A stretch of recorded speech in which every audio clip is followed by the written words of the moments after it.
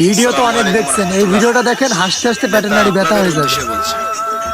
দুঃসময়ের মাঠ কর্মী ছিলাম, সুসময়েতে নেতা হবো কিনা জানি না, আপনারা আমাকে চিনেন কিনা জানি না।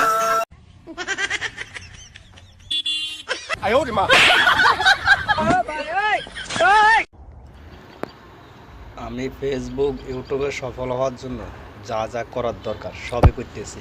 কিরকম জানেন, কাজ করার জন্য, কারণ ভাই কাজ না করে